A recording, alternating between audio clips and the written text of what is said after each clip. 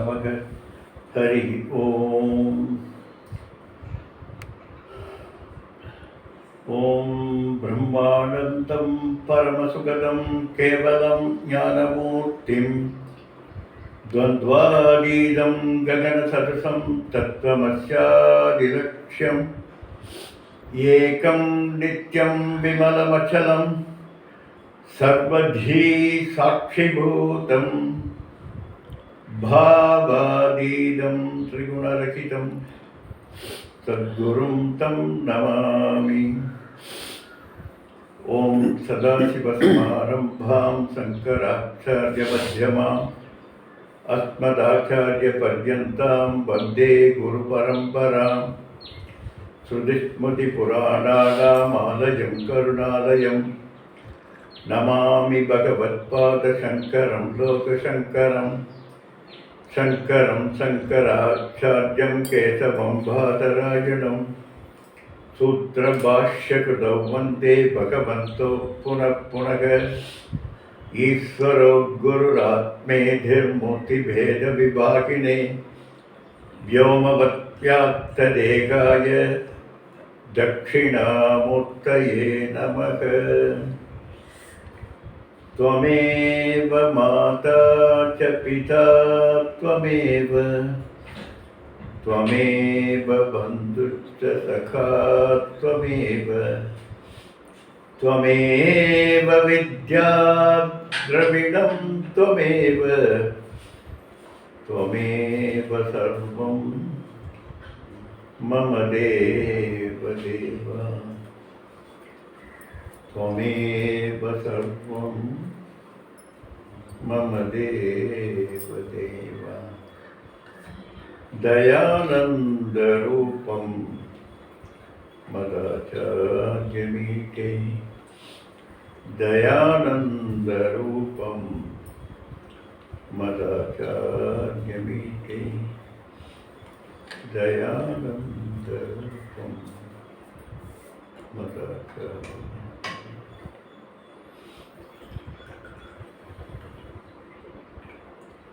பூஜ்ய ஸ்ரீ தயானந்த சரஸ்வதி சுவாமிகளின் பாதார விந்தங்களை வணங்கி, ஓம் சகனாவது சகனௌ புனக்து சக வீர்யங்கரபாவகை தேஜஸ்வினாவதீதமஸ்து மா வித்விஷாவகை.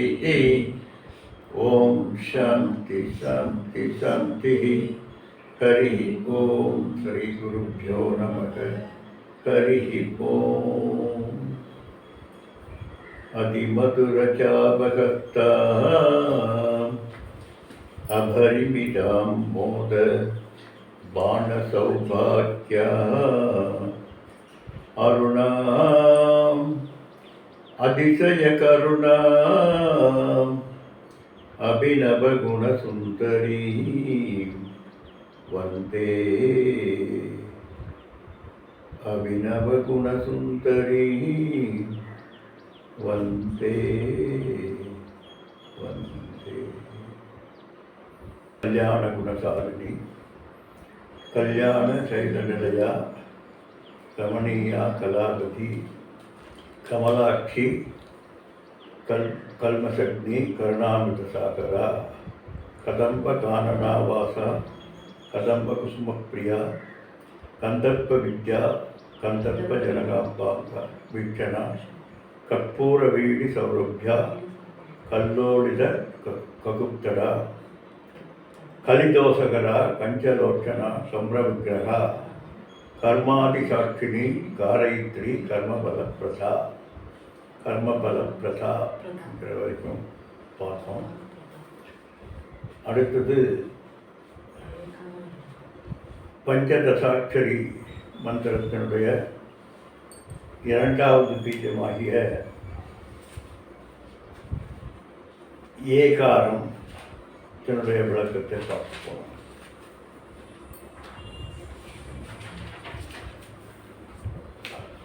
மிக ககார ரூபத்திலேயே ஏகப்பட்ட விஷயங்கள் அத்தனையும் கிட்டத்தட்ட வேதாந்தம் முழுவதையும் ககார ரூபா என்கின்ற ககா க என்கின்ற பீஜ மந்திரத்திலேயே புதைந்து கிடந்ததை பார்த்தோம். இப்போ இதுக்கு மேலே எந்த இருக்கும் அப்படிங்கிற சந்தேகம் கூட சிலருக்கு வரலாம். எல்லாமே சொல்லியாச்சு, இனி இன்னும் இருக்கக்கூடிய ஸ்லோகங்களில் என்ன சொல்கிறதுக்கு என்ன இருக்குது என்று நினைக்கலாம். ஆனால் பார்க்க அதிசயமாக ஆச்சரியவத் பச்சதி கட்சிதேனும் ஆச்சரியவத் பததி ததைவ சான்யக ஆச்சரியவச்சைன மன்ய சுருணுதி சுத்வா ஏனம் வேதன சைவ கிச்சிது என்று கீதாச்சாரியார் சொல்வது போல மறுபடியும் ஆச்சரியத்தை தரக்கூடியதாகிய விஷயங்கள். வேதாந்தம் என்பது ஒரு சாதாரண விஷயம் அல்ல என்பதை பார்க்கிறோம். சிலது மறுபடியும் சொல்வது போல் தெரிந்தாலும் அதில் நிறைய விஷயங்கள் இருக்கிறது. எனவே பிஸ்டஸ்ய பேசணும் என்று சொல்லக்கூடிய பிணைஞ்சமாகவே பிசைஞ்சிட்டு இருக்கிறது அப்படிங்கிறது அல்ல அப்படிங்கிறத பின்னால் வரப்போகிற ஸ்லோகங்களில் பார்க்கலாம். அடுத்த பீஜமாகிய ஏகார ரூபா பஞ்சதசாட்சரியினுடைய இரண்டாவது பீஜமாக, இரண்டாவது அவயவமாக விளங்கக்கூடியது ஏ என்கின்ற அந்த அக்ஷரம். இந்த அக்ஷரம் ஒரு முழுமை பெற்ற தன்மையினுடைய வேதாந்த கருத்துக்களை கொண்டதாக அமைந்திருக்கிறது என்பதை பார்க்கலாம். ஏகாட்சர்யாயை நமக. ஏக அக்ஷரம் ஏ என்கின்ற அக்ஷரம் ஏகாட்சரம்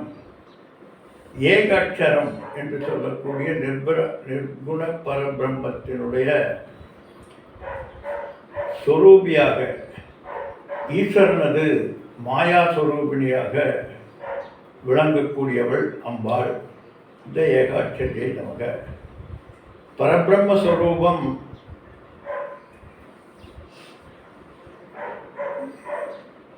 என்கின்ற நிலையிலே நம்ம பார்க்கிற போது நிர்குண பிரம்மமாக எந்த விதமான சலனமும் இல்லாமல் அச்சரமாக எதுவும் மாறுபடுவதற்கு மாறுபடுத்தாத தன்மையுடையதுதான் பரபிரம்மம். ஆனால் இங்கே மாயா சுரூபமாக பார்க்கிற போது அம்பாள் மாயையோடு கூடி மாயா சபல பிரம்மமாக இருக்கிற போது நிர்குண பிரம்மமாக இருந்த அந்த பரபிரம்மம் நம்ம அடிக்கடி பார்த்தது போல ஏதோ ஒரு காரணத்தினாலே ஒரு சலனம் ஏற்பட்டு அந்த சலனத்தினாலே பரபிரம்மஸ்வரூபத்தினுடைய சாயை நல்லா புரிஞ்சுக்கணும். பரபிரம்மஸ்வரூபத்தினுடைய சாயை இந்த பிரபஞ்சத்தை தோற்றுவிக்கக்கூடிய சக்தி பெறுகிறது. அதுதான் ஈஸ்வரனது இச்சாசக்தி என்று சொல்லக்கூடிய அந்த இந்த பிரபஞ்சத்தை படைக்கக்கூடிய தகுதி பெற்றதாகிய மாயாசக்தியாக ஆகிறது. அப்படி மாயாசக்தி ஆனதுக்கு பிறகுதான் ஜனனி ஜெகன்மோகினி ஜெகத்காரணினி என்கின்ற பெயரெல்லாம் பெறுகிறது. பரிபூரணி என்ற இந்த சக்தி இந்த பரபிரம்மத்திலிருந்து ஒரு உபாதியின் காரணமாக ஈஸ்வர சைத்தன்யமாக ஏற்பட்ட அந்த நிலைப்பாட்டிலிருந்து வெளிப்பட்டதுதான் இந்த அத்துணையும். ஆனால் முக்கியமாக இருக்கக்கூடியது அக்ஷரம். நரதி இது அக்ஷரம். எங்கும் மாறாத பரபிரம்மமாக இருக்கக்கூடிய அந்த பரபிரம்மத்தினுடைய வெளிப்பாடுகள் தான் இவைகள் எல்லாமே தவிர அம்பாள் அக்ஷர பிரம்மமாக எப்படி பகவான் சாதுர்வர்யம் மயாசிஷ்டம் குணகர்ம விபாகசக தச்ச கர்த்தாரம் அபிமாம் வித்தி அகர்த்தாரம் அவ்வியம் என்று பகவத்கீதையில் சொல்றார். நான் தான் இந்த சாதுர் வர்ணங்களை படைத்தேன் என்று சொல்றார். இந்த வர்ணாசிரம தர்மங்களை எல்லாம் என்னால் படைக்கப்பட்டது, நான் படைத்தேன் என்று சொல்லிட்டு உடனே அடுத்த வரையிலே சொல்றார், இதற்கு எனக்கு சம்பந்தமே இல்லை என்று. ஏன்னா சாதுர்வண்யம் மயாசுற்றம் குணகர்ம விபாகசக தஸ்ய கர்த்தாரம் அபி, இவைகளை எல்லாம் நான் செய்தாலும் அகர்த்தாரம் என்று நான் இவைகளை செய்யவில்லை என்கிறார். செஞ்சையா செய்யலையா ஒன்றா தெளிவாக சொல்லியா, நான் செய்யலை, அவர் செய்யலை, அவருடைய அந்த சைத்தன்யத்தினுடைய பரபிரம்மம் என்கின்ற நிலையில அவர் எதுவும் செய்யவில்லை.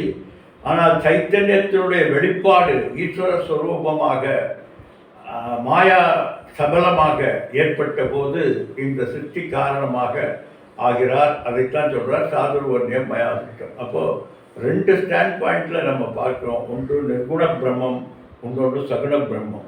அப்படி சகுண பிரம்மமாக இருக்கக்கூடிய அந்த பரபிரம்மத்தினுடைய ஆதார வஸ்து ஏகாட்சரம் என்று சொல்கிறார். அப்படி ஏகாட்சரம் என்றால் உடனே நமக்கு வரக்கூடியது, நம்முடைய மனதில் வரக்கூடியது ஓம்காரம். ஏக அக்ஷரம், ஒரே ஒரு எழுத்தாக மாறாத தன்மையுடையதாக எந்த ஒன்று இருக்கிறதோ அதுதான் ஓம் என்பது. நிர்குண பிரம்மம் சகுண பிரம்மம் இரண்டையும் குறிக்கக்கூடியதாக இருக்கிறது. எப்படிங்களா, அகார உகார மகாரம் சகுண பிரம்மம், துரியம் நிர்குண பிரம்மம். இப்படி நிர்குண சகுண பிரம்மமாக இருக்கக்கூடியது. அதனால்தான்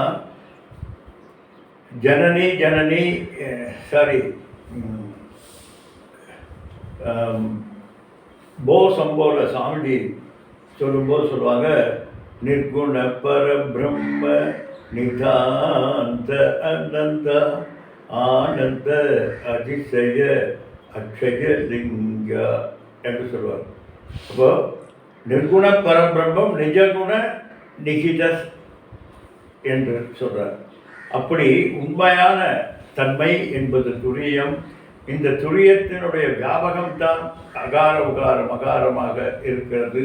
இதைத்தான் பிரணவம் என்று சொல்லக்கூடிய பிரகர்ஷேன நவக, எப்போதும் புதுமை மாறாத தன்மையுடையதாகிய அந்த ஓங்கார பரபிரம்மத்தினுடைய விளக்கத்தை நாம் நிறைய பார்த்திருக்கோம்.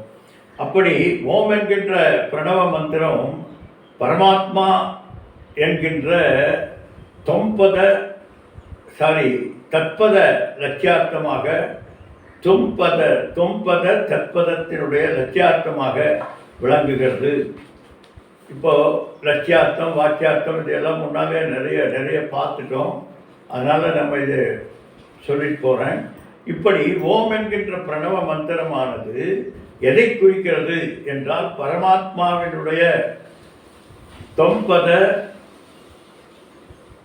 தத்பத அதிபதங்களினுடைய வியாபகமாக இருக்கக்கூடிய துரியத்தை, இந்த வாக்கியார்த்த லட்சியார்த்த விசாரங்களை எல்லாம் செய்து பார்க்கின்ற போது எந்த ஒரு விசாரத்தினுடைய பலனாக எந்த ஒரு ஞானம் வருகிறதோ அப்படிப்பட்ட மாறாத தன்மையுடைய அச்சர பிரம்மமாக விளங்கக்கூடியவள் அம்பாள். ஓம் தத்சது அப்படிங்கிறத ஒரு மிகப்பெரிய வாதமாக கூட எடுத்துட்டு பேசப்பட்டது பெரியவங்களால், மிகப்பெரியவர்களால். ஓம் தத்சது என்பது மகா வாக்கியம் என்று ஒரு பெரியவர் சொன்னார். இன்னொருத்தர் ஓம் தத்சது என்பது மகா வாக்கியம் ஆகாது என்று ஆர்கியூ பண்ணார். இப்போ இரண்டும் மிகப்பெரியவர்கள், சும்மா சாதாரணமானவர்கள் அல்ல, எல்லாம் அத்தாரிட்டியாக, வேதாந்தத்தினுடைய அத்தாரிட்டியாக விளங்கக்கூடிய 2 ஜெகத்குருக்கள் இந்த வாதத்தில் எடுத்து வைத்து பேசினார்கள். அதில் ஒருத்தர் சொன்னார் ஓம் தத்சது என்பது மகா வாக்கியம் என்று. எப்படி ஓம் தத்சது என்பது மகா வாக்கியமாகும்? ஓம் என்பது நமஸ்கார ரூபம். எப்படி ஒரு மந்திரத்தை ஆரம்பிக்கும் ஒரு விஷயத்தை ஆரம்பிக்கிறதுக்கு முன்னால் இறைவணக்கம் செய்கிறோமோ அதுக்கு சேர்ந்தது. அதனால் தத்சது என்கின்ற வார்த்தை மட்டும்தான் வேதத்தினுடைய வார்த்தை. அப்போ வேதத்தினுடைய வார்த்தையில் தத்சது என்றால் அது சத்தாக இருக்கிறது என்கின்ற ஒரு பொருள் மட்டும்தான் வருது, இங்கே ஜீவனை குறிக்காது என்று ஒரு மிகப்பெரிய ஆர்குமெண்ட் வந்தது. அதற்கு இன்னொரு மகா பெரியவர் சொன்னார், ஓம் என்பது அதையும் சேர்த்துத்தான் மந்திரமாக வருகிறது. ஓம் இல்லாமல் அந்த மந்திரம் வராது. அதனால் ஓம் தச்சது என்று சொல்கிற போது ஓம் என்பது ஓங்கார பரம்பொருள். அதில் அகார உகார மகாரங்கள் என்று சொல்லக்கூடிய இந்த வியாகிருதிகள் எல்லாம் சேர்ந்து தச்சது நீ அதுவாக இருக்கிறாய் என்கின்ற மகா வாக்கியத்தினுடைய தாற்பயம் வருகிறது என்று இப்படி மிகப்பெரிய சர்ச்சைக்குண்டானது தான் இந்த ஏகாட்சரி என்று சொல்வது. ஏகாட்சரம் என்று சொல்லக்கூடிய மாறாத தன்மையுடைய அந்த சைத்தன்ய ஸ்வரூபம். இந்த இடத்துல அம்பாளை நாம் பரபிரம்மஸ்வரூபமாக வர்ணிக்கப்படுகிறது என்று அறிந்து கொள்ள வேண்டும். அப்படி இந்த ஓங்காரம் என்பது நம்ம பார்த்தோம் 2 நிலைப்பாடுகளில் கொண்டதாக இருக்கிறது என்று. அதாவது உபாசனைக்கு நிர்குண பரபிரம்மமாகவும் சகுண பரபிரம்மமாகவும் 2மாக இருக்கிறது. இதில் சகுண பிரம்மம் என்று சொல்லக்கூடியது பிரதீகா என்று பார்த்தோம். பிரதீகா என்றால் பிரதமையோடு கூடிய தியானம். அது ஒரு உருவம் அல்லது ஒரு விஷயம், ஏதாவது ஒன்றை லக்காக வைத்து அதை தியானிப்பது. அதுக்கு சகுண பிரம்மம் குணேன சக வர்த்ததே இது சகுணம். சகுணத்தோடு கூடிய பரபிரம்மத்தினுடைய தியானத்தை என்று சொல்கிறோம் சகுண பிரம்ம மானச வியாபாரம் என்று சொல்கிறோம். அதே போல் பிரதீகா என்கின்ற அதுவும் ஓங்கார அச்சரத்தை சாரும். பிரதீகா என்றால் நிர்குண பரபிரம்மமாக இருக்கக்கூடியது. நிர்குண பரபிரம்மம் அப்படின்னா பிரம்மனை விளக்கக்கூடிய குணமற்ற வார்த்தை மாத்திரமாக இருக்கக்கூடிய மகா வாக்கியங்கள் என்று அர்த்தம்.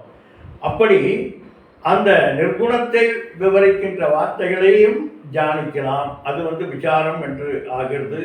அப்படி 2 நிலைப்பாடுகளையும் கொண்ட சகுண பிரம்ம மானச வியாபாரம், நிர்குண பிரம்ம மானச வியாபாரம் என்கின்ற 2ம் அடிப்படையில் எதை சொல்கிறது என்றால் ஓம் என்கின்ற அச்சரத்தினுடைய தத்துவம் தான். அதனால் ஓமித்யேததக்ஷரம் பிரம்ம ஓமித்யேததகம் சர்வம் ஓமிதி சாமானி காயந்தி ஓகும் சோமிதி அத்வரிய பிரதிகரணாதி என்றெல்லாம் பார்க்க முன்னாலே.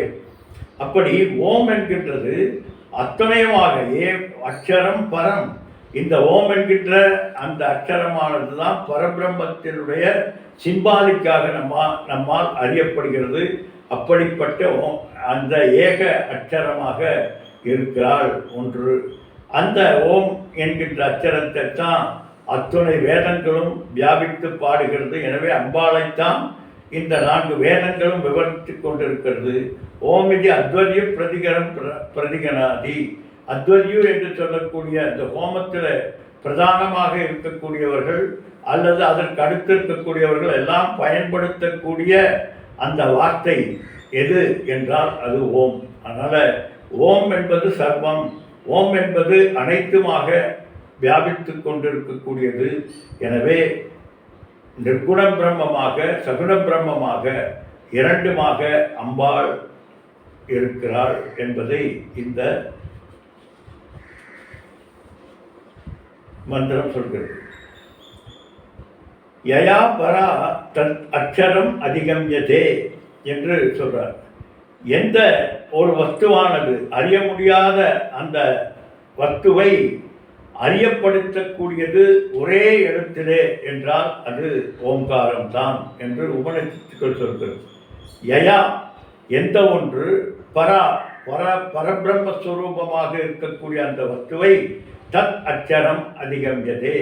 தத் அச்சரம் அந்த ஓம் என்கின்ற அச்சரமானது ஆராய்ச்சி செய்து விசாரணை செய்கின்ற போது எந்த ஒரு அறிய முடியாத வஸ்து. ஏன் அறிய முடியாதுன்னா அகோச்சரம் பின்னால் வரப்போகிறது.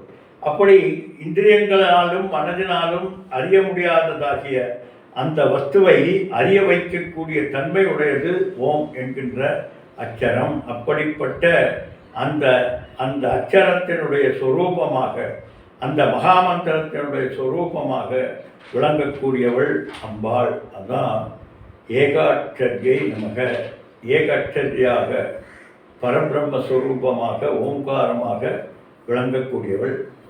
சரி, ஓங்காரமாக ஏகாட்சரமாக விளங்கக்கூடியவள் அப்படின்னா அவள் ஒரு ஒன்று அந்த பரபிரம்மம் அப்படின்னா இல்லைப்பா. ஏக அநேக அக்ஷர ஆக்கிருதி. ஏக அக்ஷரம் ஒரு அக்ஷரமாகவும் அநேக அக்ஷரங்களாகவும் அனைத்துமாகவும் வியாபித்திருக்கக்கூடிய அம்பாள் என்று அடுத்த மந்திரம் சொல்கிறது. ஏக அநேக அக்ஷர ஆகிருதி என்று. பரபிரம்மஸ்வரூபம் உபாதியினாலே ஜீவ ஜெகத் ஈஸ்வரன் அனைத்துமாக ஆகிறது. எது பரபிரம்மஸ்வரூபம் என்கின்ற ஏகவஸ்து உபாதியினாலே சரவஸ்துக்களாக இருக்கக்கூடியதாகிய அத்துணையுமாக ஆகிறது. உபாதியினாலே ஜீவனாக ஒரு குறிப்பிட்ட உபாதியிலே ஜீவனாக பரிணமித்து பார்க்கப்படுகிறது. இன்னொரு உபாதியிலே பார்க்கிற போது இந்த ஜகத்தாக பரிணமித்து இருக்கிறாள் அம்பாள். இன்னொரு நிலையிலே பார்க்கிற போது இந்த ஜெகத்காரணமாக விளங்கக்கூடிய ஈஸ்வரனாகவும் விளங்குகிறாள் அம்பாள். எனவே காரண காரிய அனைத்துக்கும் ஆதாரமாக இருக்கக்கூடியவள். அதனால் ஏகம் என்பது காரணம், பரமகாரணம். அநேகம் என்பது மற்ற இரண்டும். அப்படி பரமஸ்வரூபமாக இருக்கக்கூடிய அம்பாள் ஒன்றாகவும் பலவாகவும் பிரதிபலித்து காட்டுகிறாள்.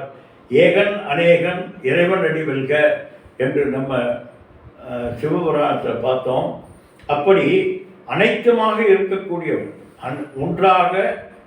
ஒன்றானவன் உருவில் இரண்டானவன் என்று பாட்டு பாடுறது போல ஏகவஸ்து அநேகமாக வியாபித்திருக்கிறது. அதனால் இந்த பரபிரம்மம் எப்படி ஏகம் அநேகமாக ஆகிறது அதைத்தான் முன்னால் பார்த்தோம். அக்னியில் சூடு போல வியாபித்து ஒரு சக்தியானது பரபிரம்மனிலே எழுகிறது. எப்படி அக்னியிலே சூடானது வியாபித்திருக்கிறது. இந்த சூடு அக்னியை விட வேறான ஒரு வஸ்துவா என்றால் இல்லை.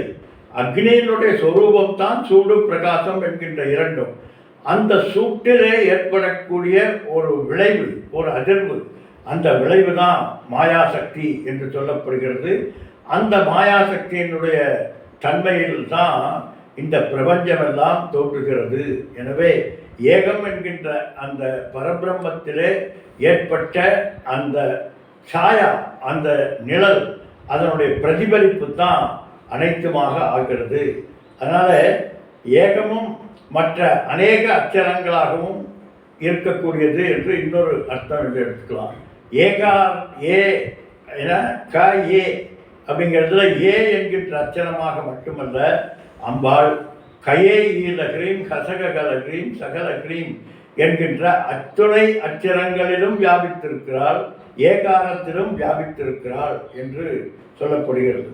அப்படி 15 பீஜமந்திரமாக பிரகிருதி மாயை அனைத்தினுடைய வெளிப்பாடுமாக மாயனுடைய தோற்றமாக இருக்கிறாள் என்பதைத்தான் இங்கே மாயாந்து பிரகிருதி வித்தி மாயினந்து மகேஸ்வரம் என்று பகவான் கீதையில் சொல்றார். மாயாந்து பிரகிருதி வித்தி, மாயையிலிருந்து வெளிப்பட்டது பிரகிருதி. அந்த மாயை எங்கிருந்து வெளிப்பட்டது என்றால் ஈஸ்வரனிலிருந்து வெளிப்பட்டது. அதுதான் மாயினந்து மகேஸ்வரம். சரி, அந்த மகேஸ்வரன் யாருன்னா ஜீவ ஈஸ்வர ஐக்கிய போதமாக இருக்கக்கூடிய சுரூபமாக பரபிரம்மத்திலிருந்து வந்தது. அப்படி பரபிரம்மம் மகேஸ்வரன், மகேஸ்வரனிலிருந்து பிரகிருதி, பிரகிருதியிலிருந்து மாயை, மாயிலிருந்து பிரகிருதி, பிரகிருதி தான் இந்த பிரபஞ்சத்திற்கு காரணமாக வியாபித்திருப்பது என்று மாயாந்து பிரகிருதி வித்தி. பிரகிருதி மாயில், பிரகிருதி என்பது மாயையிலிருந்து தோன்றிய காரண காரியமாக மாயையிலிருந்து தோன்றியது பிரகிருதி. அந்த மாயை எங்கிருந்து தோன்றியது என்றால் மகேஸ்வரனிலிருந்து தோன்றியது. மகேஸ்வரனுக்கு ஆதாரம் எது என்று பார்த்தால் ஏகாட்சரம் என்கின்ற சொல்லக்கூடிய அம்பாள். அதனால் இப்போ இதிலிருந்து என்ன தெரிகிறது அப்படின்னா, அஜானத்துக்கும் ஆதாரம் ஞானம்தான். அஜானத்தினாலே பரபிரம்மஸ்வரூபமானது ஈஸ்வரனாக ஜீவனாக பார்க்கப்படுகிறது. இப்போ இந்த அஜ்ஞானம் எங்கே உதிக்கிறதுனா, எந்த இடத்துல ஞானம் உதிக்கிறதோ அங்கதாப்பா அஜ்ஞானமும் உதிக்கிறது. எனவே ஞான அஜ்ஞான அத்துணைக்கும் அந்த ஞான ஆதாரத்திலே தோன்றுவது தான் அஜ்ஞானத்தினுடைய விளைவு. இப்போ இரண்டு ஞானம் சொல்றீங்க, ஞான ஆதாரத்திலே தோன்றிய ஞானம் அஜ்ஞானம் என்று குழப்புறீங்களே அப்படின்னா இல்லை. சொரூப ஞானத்திலிருந்து விருத்தி ஞானமானது தோன்றியது. அந்த விருத்தி ஞானமானது இந்த அனைத்துக்கும் காரணமாக ஆகிறது. எனவே அஜ்ஞானத்திற்கும் ஞானத்திற்கும் அறிந்தவர் அறியாதவர் அத்தனை பேர் உள்ளத்திலும் எந்த ஒன்று ஜீவ சாட்சி மாத்திரமாக இருக்கிறதோ அது என்று கைவல்ய உபனிஷத் சொல்வது போல பொன்னிலம் மாந்தராசை பொருந்தினர் அப்படின்னா அவர்கள் எல்லாம் அஞ்ஞானிகள். அடுத்தது பொருந்தார் உள்ளம், பொருந்தார் என்றால் ஞானிகள். அப்போ ஞானம் அஞ்ஞானம் என்கின்ற இரண்டுக்கும் ஆதாரமாக எந்த ஒன்று இருக்கிறதோ அதான் ஏகன் அநேகன் என்று சொல்லப்பட்ட அந்த தத்துவம். இப்படி அம்பாள் ஏக அநேக அக்ஷர ஆகிருதி என்றால் வியாபித்திருப்பவள், அனைத்துமாக வியாபித்திருக்கக்கூடியவள். என்கின்ற அச்சரமாகவும் மற்ற அச்சரங்களும் வியாபித்திருக்கக்கூடியவள் அம்பாள். பரபிரம்ம ஸ்வரூபமாக இருக்கக்கூடிய அம்பாள் உபாதி பேதத்தினாலே ஜீவ ஜெகத் ஈஸ்வரன் என்கின்ற அத்தனையுமாக வியாபித்திருக்கிறாள். அதே போல ஏகம் அநேகம் என்கின்ற அத்தனையுமாகவும் அம்பாள் இருக்கிறாள் என்கின்ற ஒரு மாபெரும் தத்துவத்தை இந்த ஏக அநேக அக்ஷர ஆகிருதி என்கின்ற இந்த மந்திரம் சொல்றது. சரி, இப்படி ஏக அநேகமாக வியாபித்திருக்கக்கூடிய அந்த அம்பாளை நீ இப்படிப்பட்டது என்று நிர்ணயிக்க முடியுமானா தான் அம்பு.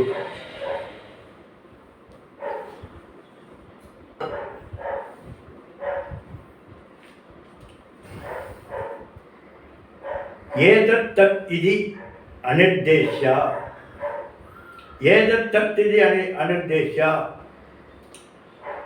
இப்படிப்பட்டவள் என்று கேட்டகாரிக்கலை நீ பிரித்து கூற முடியுமா என்றால் இல்லை.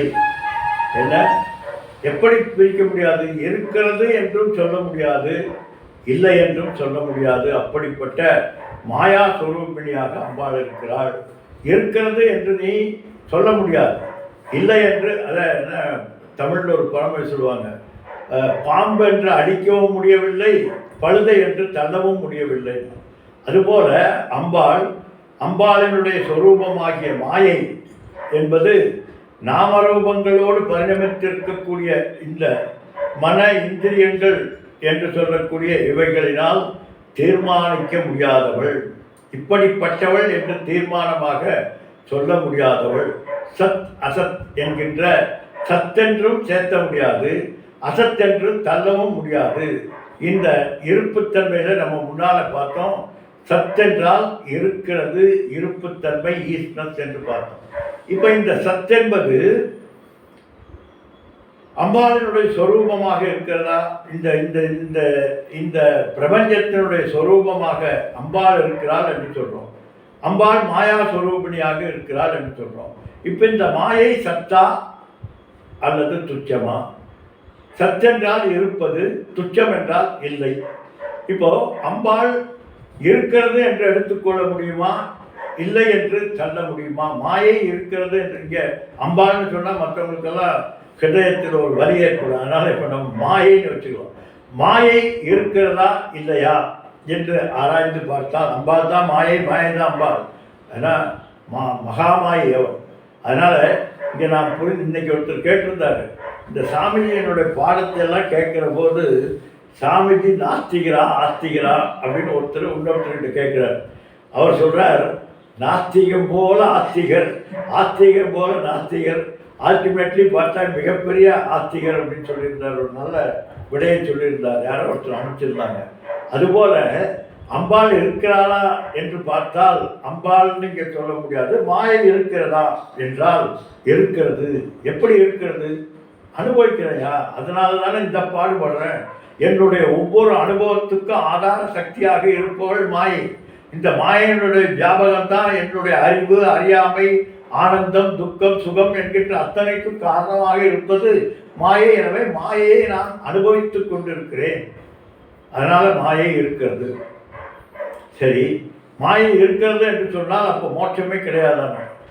மாயை என்று சொன்னால் யாமா இது மாயா, எது தான் இல்லாமல் இன்னொன்றினுடைய இருப்புத்தன்மையை தான் இருப்பதாக காட்டிக் கொண்டிருக்கிறதோ அதற்கு பெயர் மாயை என்று நம்ம பின்னால் பார்த்தோம்.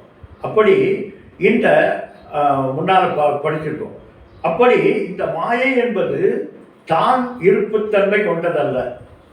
அப்போ இது இருக்கிறது என்று எப்படி சொல்கிறோம்? இப்போ தூக்கத்தில் நீங்கள் அனுபவிக்கக்கூடிய அந்த அனுபவம் இருக்கிறதா இல்லையானா?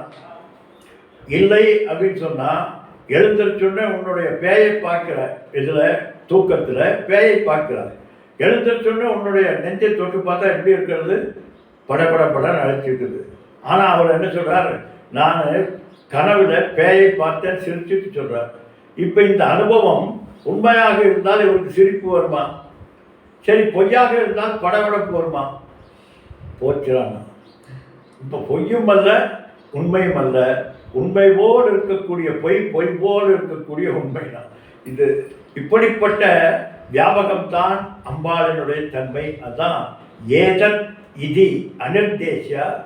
இது வரையறுத்து கூற முடியாது. கேட்டகாரிக்கிலே நீ அதை வரையறுத்து கூற முடியாது. அதனால தான் இதில் விவேக சூடாமணியில் மிக அற்புதமாக பகவான் சொல்றார், சன்னாப்பிய சன்னா பின்னாப்பிய பின்னா உபயாத்மிகான. சன்னாப்பிய சன்னா இருக்கிறது என்று சொல்லுகிறோம், அல்லது இல்லை என்று சொல்கிறோம். இல்லை என்றாலும் ஓகே, இருக்கிறது என்றாலும் ஓகே. உபயாத்மிகானோ இரண்டும் வந்தானா, இருக்கிறது என்றும் சொல்ல முடியாது, இல்லை என்றும் சொல்ல முடியாது. அப்படிப்பட்ட அதிஷ்டானம். இப்போ இதை எந்த அளவுக்கு ஆராய்ச்சி செய்தாலும் அறிய முடியாததாக இருக்கிறது. இப்போ இந்த பிரபஞ்சத்தினுடைய தோற்றத்திற்கு காரணம் மாயை, மாயனுடைய ஆதாரம் ஈஸ்வரன். இந்த ஈஸ்வரன் ஒருத்தர் சொல்றாரு, ஏப்பா இந்த அஞ்ஞானம் இந்த பிரபஞ்சத்திற்கு தோற்ற காரணமாக இருக்கிறது. ஞானம் இந்த தோற்றத்தினுடைய உண்மைத்தன்மையை உணர்ந்து இந்த தோற்றத்தை விட்டு விடுகிறது.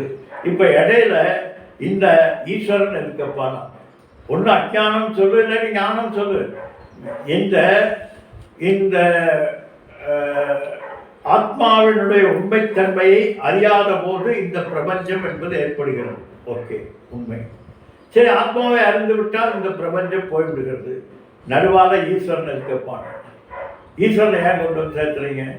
நீ அதுவாக இருக்கிறாய் என்று வேதங்கள் சொல்கிறது, மகா வாக்கியம் சொல்கிறது. நீ என்ற பதத்திற்கு நான் என்கின்ற இந்த பாடத்தை படிக்கக்கூடிய கேட்கக்கூடிய நான் அதுவாக இருக்கிறேன் என்று சொன்னால், அது என்கின்ற பதத்திற்கு எதை சொல்வது? முன்னால் பார்த்தோம், நம்ம முன்னால் படித்திருக்கோம். என்ன? ஜீவ ஜெகத் ஈஸ்வரன் என்கின்ற 3 விஷயங்களை பற்றி தான் இந்த வேதங்கள் பேசிக்கொண்டிருக்கிறது. அப்போ 3 விஷயங்களை பேசிக்கொண்டிருக்கக்கூடிய வேதம் நீ அதுவாக இருக்கிறாய் என்று சொன்னால், இந்த 3ல் ஏதாவது ஒன்றை பார்த்து சொல்ல வேண்டும். இப்போ எதை பார்த்து சொல்லியிருக்கும் என்றால், ஈஸ்வரனை பார்த்து சொல்லியிருக்காது, ஜீவனை பார்த்து தான் சொல்லியிருக்கிறது. ஜீவனை பார்த்து சொன்னால், ஏனென்றால் ஜடத்திலும் சொல்ல முடியாது, காரணம் ஜடம் புரியாது. அப்போ ஜீவனை பார்த்து சொல்கிறது நீ ஈஸ்வரனாக இருக்கிறாய் என்று. ஏன் இந்த ஈஸ்வரனாக இருக்கிறாய் என்று சொல்ல வேண்டும்? நீ பரபிரம்மமாக இருக்கிறாய் என்று சொன்னால் போதுமே. அந்த தத்பதத்திற்கு ஈஸ்வரன் என்கின்ற லட்சியார்த்தத்தை ஏன் வைக்கிறாய் என்பதுதான் கேள்வி. தத்பதத்திற்கு பிரம்மன் என்கின்ற லட்சியார்த்தத்திற்கு கொண்டு செல்லலாமே என்பது கேள்வி. இப்போ ஓகே, பார்க்கறதுக்கு கிளியராக இருக்கு, உண்மைதான். ஏனென்றால் தத்பதம் என தோம்பதத்திற்கு ஜீவன் என்கின்ற லட்சியார்த்தத்தை கொண்டிருக்கக்கூடியது ஓகே, கரெக்டு. தத்பதத்திற்கு ஈஸ்வரனை லட்சியார்த்தமாக வேதங்கள் சொல்கிறது, விளக்கி சொல்பவர்கள் சொல்கிறார்கள். வேதம் சொல்ல, வேதம் ஈஸ்வரனும் சொல்ல, பிரம்மனும் சொல்ல, தத்தென்று தான் சொல்லியிருக்கிறது. அப்போ இந்த தத்தென்கின்ற அர்த்தத்திற்கு நீ ஏன் பிரம்மன் என்று எடுத்துக்கொள்ளக்கூடாது, ஏன் ஈஸ்வரன் என்று எடுத்துக்கொண்டு என்னை குழப்புகிறாய்? அதுதான் கேள்வி. பார்ப்பதற்கு கிளியராக. ஆனால் இங்கே நம்முடைய குழப்பம் என்ன? நம்முடைய இந்த பிராபங்களுக்கு காரணம் என்ன? அனுபவம். நான் என்று நான் இந்த மனம் புத்தி அகங்கார சித்தம் என்கின்ற இந்த சரீரத்திரயத்தை நான் என்று எண்ணிக்கொண்டு நான் அனுபவிக்கக்கூடிய இந்த பிரபஞ்சத்திலிருந்து அகம் மமம் மம அகம் என்கின்ற இரண்டினுடைய மமகார அகங்காரங்கள் இரண்டும் சேர்ந்துதான் இந்த துன்பத்துக்கு காரணமாகிறது. அதனால்தான் கீதையில் பகவான் சொல்றார், கீதா பாஷ்யக்காரர் சொல்றார், அகங்காரம் மமகாரத்தை விளக்குவதுதான் கீதையினுடைய தன்மை என்று சொல்றார். அப்படி அகங்காரம் மமக்காரம் என்று மம என்று சொல்வது இந்த அனுபவத்தினுடைய ஆதாரத்தை கொண்டுதான் இது என்னுடையது, இது நான், இது ஈஸ்வரன், இது இது இன்னொரு ஜீவன் என்று ஜீவ பேதம், ஜீவ ஜெகத் பேதம், ஜீவ ஈஸ்வர பேதம் எல்லாம் ஏற்படுவதன் காரணத்தினால்தான் குழப்பம். அதனால ஈஸ்வரனை நீ மகா புருஷனாக சர்வசக்திமான், சர்வவியாபி, சர்வஜன் என்று சொல்வதனாலே உனக்கு ஒரு கில்ட்டி ஏற்படுகிறது. நீ அல்பன், பிருத்தன், நீ ஒரு காலம் அவனாக ஆக முடியாது, உபாதியினால் ஆக முடியாது, உண்மை. ஆனால் ஆதாரத்தில் உண்மை என்கின்ற உண்மையை தெரிகிற போதுதான் இந்த தெரிகின்ற இந்த ஜகத்தை நீ நெகேட் பண்ண முடியும். இல்லாவிட்டால் தெரிகின்ற கண் முன்னால் தெரிகின்ற இந்த ஜகத்தை எப்படி இல்லை என்று சொல்ல முடியும்? எப்படி இல்லை? நீ பரபிரம்மனாக இருக்கிறாய், ஓகே. நான் ஜீவன் என்கின்ற இந்த உபாதி விட்டுவிட்டேன், நான் பரபிரம்மனாக ஆகிவிட்டேன். அப்போ ஜெகத் என்ன ஆகிறது? ஜெகத்துக்கு விளக்கம் வேண்டும். இந்த ஜெகத்தை நீ விளக்க வேண்டும். விளக்கினால்தான் ஜீவ பேதம், ஜீவ ஜெகத் பேதம், ஜீவ ஈஸ்வர பேதம் என்கின்ற பேதங்களை நெருக்கி ஒன்றை என்கின்ற தன்மையை நீ அறிய முடியும். அப்படி அறிவதற்கு இங்கே ஜெகத்தினுடைய வியாபகம் அவசியம். இந்த ஜெகத்தினுடைய சொரூபமாக ஈஸ்வரன் இருக்கிறான் என்பதை புரிந்து அப்படிப்பட்ட ஈஸ்வரனாக சொரூபியாக இருக்கக்கூடிய அவள் ஏதத் இது அனிர்தேஷா. இப்படிப்பட்ட இந்த ஜெகத்தானது விளக்க முடியாததாக இருக்கிறது, விளக்கவும் முடியல. உண்மையை அறிகிற போது தான் விளக்க முடியும். எனவே இந்த நாமரூபங்களோடு கூடியதாகிய இந்த ஜெகத்தினுடைய வியாபகமாக ஜெகத்காரணி நீ, ஜனனி ஜெகம்னி அகம்னி என்றார். ஜெகம் என்று சொல்லக்கூடிய இந்த ஜெகத்தாக வியாபித்திருக்கக்கூடியவள் அவள். இப்படிப்பட்ட இவள் பரபிரம்மஸ்வரூபமா அல்லது மாயா ஸ்வரூபமா என்று ஆராய்ந்து பார்ப்பதுதான். அப்படி பார்க்கிற போது இந்த மாயை என்றால் என்ன என்று ஆராய்ந்தால், இந்த மாயை என்பது இருப்பதுமல்ல இல்லாததுமல்ல. இருப்பது என்றால் சத்து, இல்லாதது என்றால் துச்சம். வேதம் என்ன பண்ணுச்சு? உனக்கு தெரிந்த சத்தென்கின்ற வார்த்தையை எடுத்துக்கொண்டு அதில் துச்சத்திற்கு பதிலாக, இல்லை என்பதற்கு பதிலாக இன்னொரு வியாக்கியானமுடைய ஒரு வார்த்தையை போடுகிறது. அது அசத்து. இப்போ சத்து, அசத்து, துச்சம். சத்தென்றால் இருப்புத்தன்மை உடையது, துச்சம் என்றால் இல்லாதது, அசத்தென்றால் இருப்பது போல் இருக்கக்கூடிய இல்லாதது, இல்லாதது போல் தெரிகின்ற இருப்பது. இதுதான் அசத்தினுடைய விளக்கம்.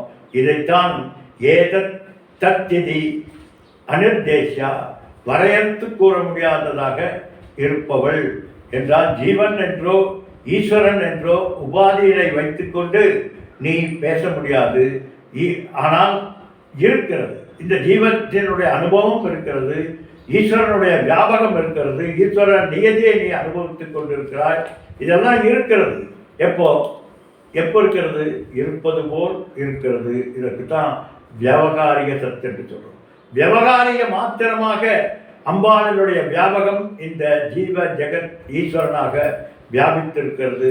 அதனால அப்படிப்பட்டவள் தான் அம்பாளா என்றால் இல்லை, அது அம்பாளினுடைய வியாபகம், அம்பாளினுடைய மாயா சொரூபத்தினுடைய லீலைகள் என்று பார்க்கிற போது இவள் மாயையா சொரூபிணியா சத்ஸ்வரூபிணியா என்றால் இரண்டும். இப்போ கண்ணாடியில் நான் தெரிகிறேன், இப்போ தெரிகிறது நானா அல்லவா என்று கேட்டால் என்ன சொல்கிறோம்? தெரிகிறது நானா அல்லவா என்றால் அதான் இதில் ஒரு ஒரு ஒரு பாடத்தில் வரும். ஒரு ராஜா இதையெல்லாம் மாயை மாயை என்று எப்படி அப்பா நிரூபிப்பது என்று ஒரு கேள்வி கேட்கிறார். அப்போ அவர் சொன்னாரா, அந்த ராஜாவினுடைய படத்தை கொண்டு வாங்க. படத்தை கண்டு வரதோட காரி உமிழ்ந்தார் அந்த ராஜாவினுடைய படத்தின் மேலே அந்த பெரியவர்.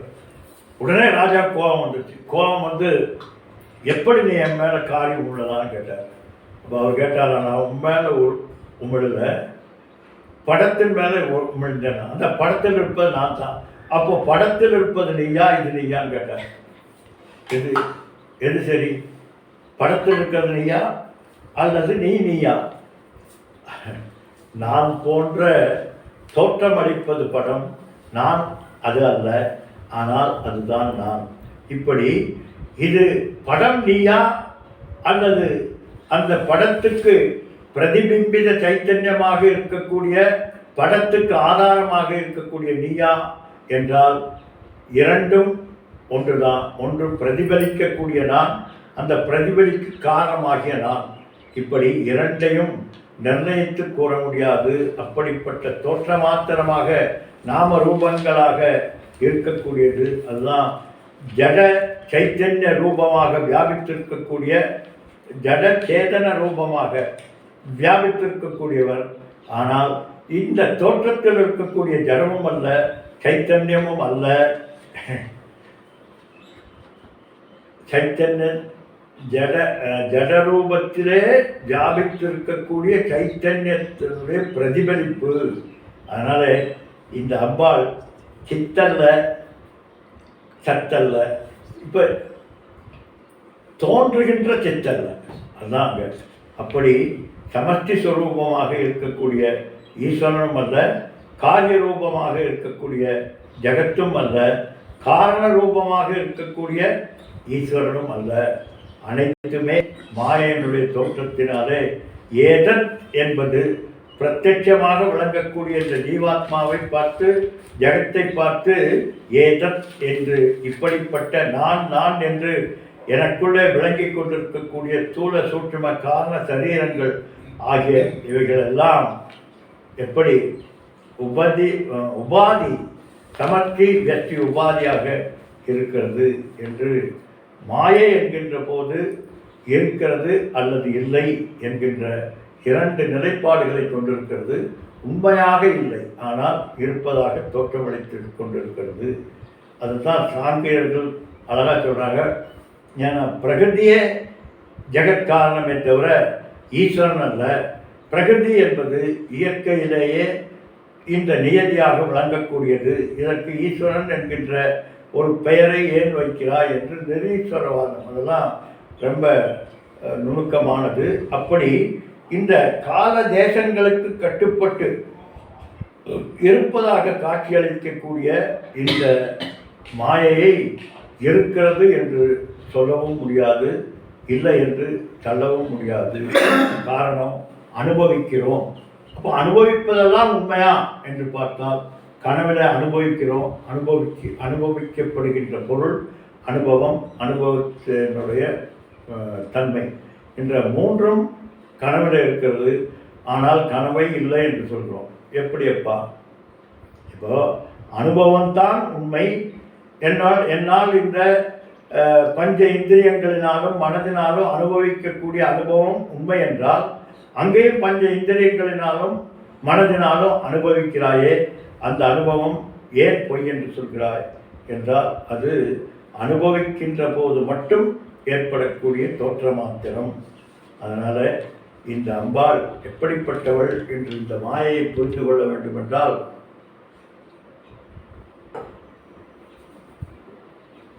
அசத் ரூபமாக வியவகாரிக சத்தாக பிராதிபாசிக சத்தாக வியாபித்து கொண்டிருக்கக்கூடிய அந்த பரம்பொருள் தான். அந்த பரம்பொருள் இந்த இந்த மாயையை இப்படிப்பட்டது என்று நீ நிர்ணயம் செய்ய முடியாது. அதனால் ஏதத்தத் இது அனிர்தேஷ்யா, இதுதான் என்று நிர்ணயித்து கூற முடியாத சத்தும் அல்ல, துச்சமும் அல்ல, அசத் என்கின்ற சொரூபமாக இருக்கக்கூடியவள் அம்பாள். ஏகாந்த சித்தாகிருதி சச்சித் ஆனந்த ஸ்வரூபமாக அம்பாள் இருக்கிறாள். ஏகாந்தம் என்றால் எல்லாமாக வியாபித்திருக்கக்கூடிய ஒரு வஸ்து. நீ பார்க்கக்கூடிய இந்த அத்துணை வஸ்துக்களிலும் ஆதாரமாக இருக்கக்கூடியது என்று நீ ஆராய்ந்து பார்த்தால் அந்த சச்சிதானந்த ஸ்வரூபத்தினுடைய பிரகாசத்தன்மை தான். ஜீவன் முக்தர்கள் இந்த இந்த சச்சிதானந்த ஸ்வரூபத்தில் தான் நிலைத்திருக்கிறார்கள். அவர்கள் இந்த மரத்தை மறைத்தது மாமத யானை, மரத்துள் மறைந்தது மாமத யானை, பரத்தை மறைத்தது பார்முதல் பூதம், பரத்துள் மறைந்தது பார்முதல் பூதம் என்று சொல்வது போல ஜீவன் முக்தர்கள் இந்த ஏக அந்த சித் ஆகிருதி, ஏகம் ஒரு வஸ்துவாக இருக்கக்கூடிய சைத்தன்யத்தினுடைய ஆகிருதி என்று வியாபகம்தான் இவைகள் எல்லாம் என்று சைத்தன்யத்தை அறிகிற போது இந்த பிரபஞ்சத்தினுடைய இருப்புத்தன்மை அவர்களது அறிவில் இல்லாமல் போய்விடுகிறது. உடனே நம்ம இல்லாமல் போய்விடுகிறது என்றால் ஞானிகளுக்கெல்லாம் இந்த உலகம் இல்லாமல் போய்விடுகிறது அப்படின்னு நினைச்சுக்கணும். ஞானிகளுக்கும் இந்த உலகம் இருக்கிறது. அவர்களும் நம்மை போலவே ஈவன் சில நேரங்களில் அந்த இவர் சொன்னது போல என்ன அஞ்ஞானியை விட மோசமாக கூட சில நேரங்களிலே ஞானிகள் தோன்றுவார்கள். அஞ்ஞானிகளை விட மோசமாக தோன்றுவார்கள். காரணம், அவர்களுக்கு அறிவிலே தான் இந்த பிரபஞ்சத்தினுடைய இருப்புத்தன்மையை பற்றிய ஞானம் இருக்குமே தவிர அனுபவத்தில் அல்ல. அனுபவத்தில் அவர்கள் நம்மை போல தான் அனுபவித்துக் கொண்டிருப்பார்கள். அதனால தான் சொன்னார், வியாபாரம் புரியலாம், என்ன வேணாலும் செய்யலாங்கிறார். யோகரதோவா போகரதோவா சங்கரதோவா சங்கவீனக எச்ச பிரம்மணி ரமதே சித்தம் நந்ததி நந்ததி நந்தத்தேவ. அவர்கள் மனதிலே, அவர்களது அறிவிலே, அவர்களது உணர்விலே மட்டும்தான் இந்த ஞானத்தினுடைய ஏகம் என்கின்ற அனைத்தும் இந்த சைத்தன்யத்தினுடைய வியாபகம். எனவே இவைகளெல்லாம் மாயையினுடைய தோற்றம் என்பதை மனதிற்குள்ளே புரிதலாக இவர்கள் புரிந்து கொள்கிறார்களே தவிர அனுபவத்தில் எந்த ஆனந்தமும் இருக்காது. எனவே இந்த ஆனந்தாதேக இந்த அத்துணையும் எல்லா ஆனந்தங்களும் அத்துணையும் எங்கே பரமானந்த ஸ்வரூபத்தினுடைய வியாபகம் என்று நம்ம நிறைய பார்த்துருக்கோம். வித்யானந்தம், விஷயானந்தம், யோகானந்தம் என்கின்ற அத்துணை ஆனந்தங்கள். அதே போல துக்கம் என இந்த இந்த நான் என்கின்ற ஏற்படுகின்றதனால் ஏற்படக்கூடிய துக்கம். இந்த துக்கங்கள் பலவிதம். நம்ம சாமிஜி அழகாக சொல்வார், பாலுக்கு அழுகின்ற பாலகனின் துக்கமும் இன்னும் அப்படின்னு சொல்லிட்டே வர்றார். பெரிய பெரிய பெரிய பெரிய துக்கம் என்கின்ற நிலையை பார்த்தா எல்லாம் ஒன்று தான். அதே போல் ஆனந்தம் என்கின்ற நிலையை பார்த்தால் இரண்டும் அத்தனையும் ஒன்று தான். எனவே ஜீவன் முக்தர்கள் இந்த ஆனந்தத்தையும் இந்த துக்கத்தையும் இரண்டும் சைத்தன்ய ஸ்வரூபத்தினுடைய மாயா வியாபகம் தான் என்று உணர்வதனாலே அவர்களுக்கு அது பாதிப்பதில்லை என்று பார்த்தோம். ஓம் பூர்ணமத பூர்ணமிதம் பூர்ணாத் பூர்ணமுதச்யதே பூர்ணஸ்ய பூர்ணமாதாய பூர்ணமேவாவசிஷ்யதே. ஓம் சாந்தி சாந்தி சாந்தி. ஹரி ஓம் ஸ்ரீ குருப்யோ நமः. ஹரி ஓம். இந்த